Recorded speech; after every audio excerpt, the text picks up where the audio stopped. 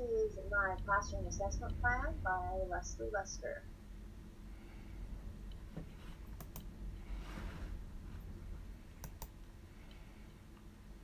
Okay, I came up with 3 assessment goals that I thought about through this semester. And the first goal is to incorporate formative assessment into therapy that I do with my toddlers. Um, Basically, that means I just need to be even more deliberate every single week as I go into therapy. So the first thing would to be break up the goals into steps. And I already know the progression that I normally take with children as I'm trying to help them develop language. So, but I don't necessarily already make specific goals or specific steps as I go along. So I'm going to break them up into steps and then identify activities to achieve each step. And by doing that, then that allows me to do that formative assessment as I have deliberate things to look for um, every week or every month. And then I can lastly track that progress each week and adjust activities as needed, which is what we learn that we need to do is the the core of that formative assessment is to be able to track and change as we need to go.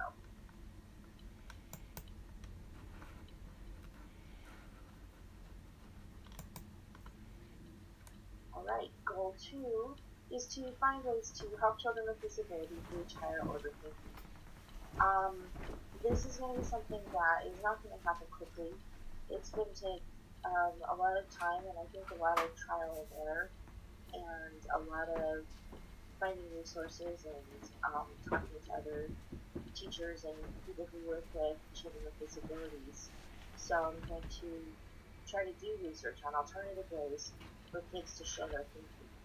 And so, what I don't know what that's going to look like. This is such a big goal, and one that I haven't had time to devote to yet. But anyway, I really want to find different ways that kids can show their thinking.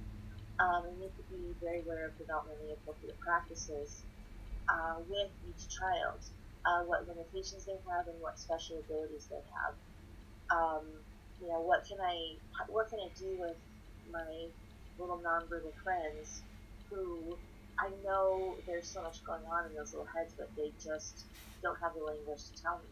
What can I do? What are ways that I can help them show me what they're thinking and what they're doing?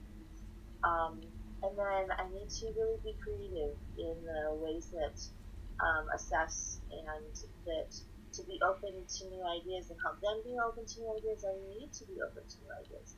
What can I do to support them and try to help them move through the path that they need to go so that they can interact in our world successfully.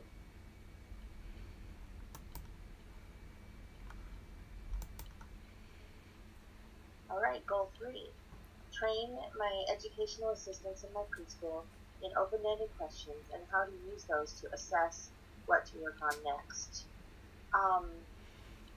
We have lots of people that come in and out of our program, and there's just a constant need for training.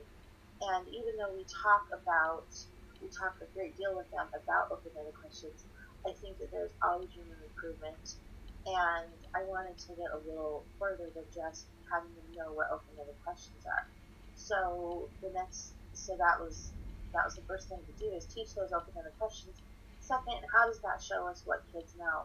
I want them to not just ask those open-ended questions. I want them to listen to the children. I want them to hear those answers and to see what those kids are thinking. I want them to realize that by asking these open-ended questions, they can learn from the kids. And once they know what the kids know and they're listening and paying attention to those, then they can ask what comes next. I want them to say, now that I know the way this child is thinking, what can I do with that information? And how can I use that to help this child? So I really want those educational assistants to be using some higher-ended higher-ended thinking, and so that they can be really doing much better interacting with the kids.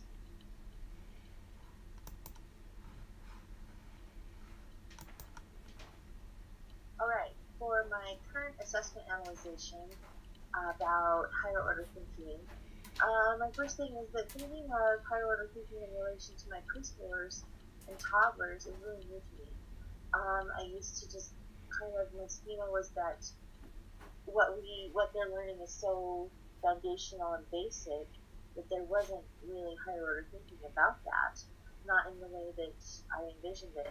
And now through the semester, really, as I thought about that and read everything that we've done, higher order thinking to me is really just what's coming next. It's the development, it's the progression, and that's what preschoolers do every day, all day. They come up and they solve problems and they do things every day to push their knowledge and push their thinking, and it's natural and instinctual to them. And so I think we have a great opportunity to help them and support them in that. Having a very clear understanding of developmental progression is key to unlocking higher order thinking for this age. As if we have to know where those kids need to go in order to help them get that higher order thinking. And so we really need to be very clear on what should come next for them. And finding ways to promote higher order thinking every day and every lesson will take time. I hope to make this a habit of mind. I really do hope to make this a habit of mine. I have worked the last 10 years on being very, very good at asking open-ended questions of preschoolers. And it comes very naturally to me at this time, and is something that I do easily every day. And I know that that has become a habit of mine for me. So my next goal then is to make promoting that higher order thinking and helping those kids move to that next level, to make that even more natural and something that I can do easily. And then I hope in the future that my efforts in promoting higher order thinking in preschool will be passed to my staff so that they can use their own higher order thinking to better teach the preschoolers. um, I think that as I can further develop this skill and work with those preschoolers, I can model that for my staff, and that then we can all be working even more persistently toward higher order thinking.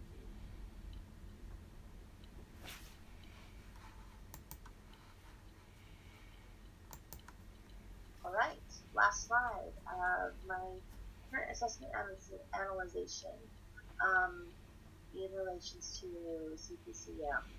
So I think 2 out of the 4 skills can be applied to preschoolers: problem solving and creativity. Um, in my opinion, critical thinking and metacognition just aren't going to happen because they're not there yet. They're not developmentally ready to do critical thinking and metacognition in the way that these are defined. So the 2 things that I do see are problem solving and creativity. So problem solving, children do this all day, every day, and I really feel that it's so important to support them in this problem solving, but not to solve the problem for them. I had a little guy yesterday, he's 2.5, and we were building blocks. And as we were building these blocks, he could only get his tower up about 10 or 12 blocks, and they would fall over. And I was building my own tower, and it was getting taller. And he kept looking at my tower and looking at his tower. And so I would just say, "Oh no, mine's getting wobbly. I need to straighten mine back up," and I would move any that were out of alignment back so that they were straight. And after about 5 to 8 minutes of he and I playing, and he was watching me as I was correcting my blocks so that they would stand up straight, he started to correct his blocks and put them up and straighten them up so that they could go taller. And he built just this really tall, it was about 18 inches tall tower. He was so excited, and um, what a great moment for him to have seen how he can straighten those blocks. So I wasn't straightening his blocks for him. He did it himself, and he watched and he learned, and he solved that problem for himself. So it was a really great moment of him problem solving to get his tower to be as tall as mine. The other one is creativity, and I think fostering creativity in early childhood is paramount. Um, when you know what these preschoolers or toddlers are creating is rarely something never seen before. Um, you know, it usually follows a pattern, but it is completely new to them, and it is completely creative for them. And so our challenge is to keep that up, support that, and to realize that that is new to them and congratulate them on that creative thinking, and to talk to them about it and how did they come up with those things, and really be excited about that. One of my favorite things of creativity is open-ended art, and so if we're making, let's say, lions, um, I don't ever give them a lion that is made out of a perfectly round paper plate with perfect little paper curls all the way around, with perfectly placed eyes and nose and mouth and whiskers. That's my adult idea of what a lion should look like. I want to see what their idea of a lion looks like, and so we give them all kinds of art supplies, feathers, yarn, um, all different kinds of paper, colors, and scissors, and crayons and markers. And we say, okay, how about, why don't you make a lion for me? Or make any kind of animal. And then we talk to them about what they do. Why does that look like that? Why did you use that color? What is your yarn doing? And ask them all those questions and encourage that creativity, and help and just give them that support so they have that confidence to take that creativity into other areas. So, as we assess their play and their creativity, we need to be sure to see it as they would. What are they getting out of it? And how do we help them come up with different creative solutions? And so I just think, creativity is just such an important one for my preschoolers. So that is the end of my presentation. Thanks everyone for listening, and I have really enjoyed the semester and everything that I've learned from you guys. See you later.